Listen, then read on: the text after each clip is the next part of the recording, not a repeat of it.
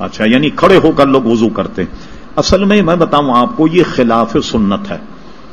کہیں مجبوری ہو، ظاہر نماز تو نہیں چھوڑی جائے گی، جس طرح بھی ہو وضو کر لیا جائے، ٹھیک.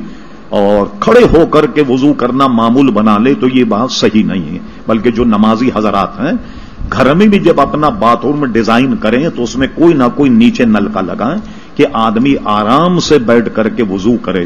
کھڑے ہو کر وضو کرنا جو ہے وہ درست نہیں، اور اس کی عادت بنانا یہ تو اور بھی زیادہ غیر درست ہے. اور باہر ممالک میں تو آپ جانتے ہیں کہ دوسروں کا ملک ہے، وہاں کوئی جگہ جو ہے وہ بیٹھ کر وضو کرنے کی نہیں ہوتی. ایک بات یہ ہے، اور دوسری بات ہے کراچی میں تو ہمارے لیے کوئی برائی نہیں، ہم تو اپنا گھر ہے، جیسا چاہے توڑ پھوڑ کر کے آپ اپنا ڈیزائن کر لیں باتھ روم کے بیٹھ کر.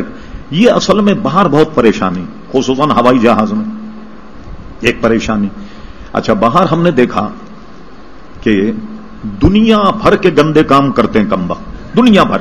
لیکن آپ اگر بیسن میں پیر دھوئیں، وہاں کا جو جمعدار ہے صفائی کرنے وہ بھی گرم ہو جائے کہ ہم یہاں منہ دھویا جاتا، ہم یہاں پیر دھو رہے ہیں. دنیا بھر کے غلیظ کام کریں، آپ کو پیر نہیں دھونے دیں گے بیسن میں. بہت پریشانی.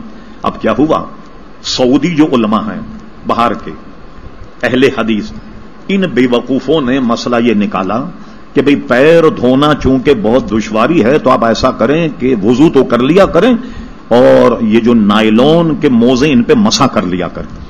یہ تو ہمارا مذہب ہی نہیں. ہمارا مذہب نائلون پہ یا اونی موزوں پہ مسح کرنا نہیں. ہمارے یہاں مسح جب ہوگا کہ جب چمڑے کے موزے. تو ہم نے اپنے جاننے والوں کو یہی کہا کہ بھئی آپ جب دفتر ہوتے ہیں اور پیر دھونے میں دشواری تو آپ کے کپڑے کے موزے پر تو مسح ہوگا نہیں، یہ تو مناسب نہیں، بلکہ ہوگا ہی نہیں. جب نہیں ہوگا تو نماز بھی نہیں ہوگی. آپ چمڑے کے موزے پہن لیا کریں. اور یہ دیکھیے اللہ کی طرف سے ہمارے یہاں جو نعمت ہے اور جو سہولت. ہمارے امام اعظم ابو حنیفہ رضی اللہ عنہ کا فتویٰ، آپ تازہ وضو کریں، پورا وضو کریں، پیر دھوئیں، اور اس کے بعد میں جب آپ کے اعضاء تر ہیں تو آپ چمڑے کا موزہ پہنیں. اب چمڑے کا موزہ پہننے کے بعد جب آپ کا وضو ٹوٹے گا اس وقت سے 24 گھنٹے کے اندر جب بھی آپ وضو کریں پیروں پہ مسح کر لیں، پیر دھونے کی ضرورت نہیں، 24 گھنٹے تک ویلڈ ہو. اور اگر آپ مسافر ہیں تو گھر سے وضو کر کے چلیں، موزے جو ہیں چمڑے کے پہن لیں، اور چمڑے کے پہننے کے بعد اس میں اور مدت بڑھ جائے. یعنی آپ دیکھیں کہ امریکہ وغیرہ کا سفر ہے، 24 25 30 گھنٹے لگ جاتے ہیں. کبھی کبھی کوئی کنیکٹنگ فلائٹ نہیں ملے تو 40 گھنٹے بھی لگ جاتے ہیں. تو جب آپ مسافر ہوں تو اب یہ مدت بڑھنے کے بعد جب وضو ٹوٹے تو وضو ٹوٹنے کے بعد 72 گھنٹے تک رہتی.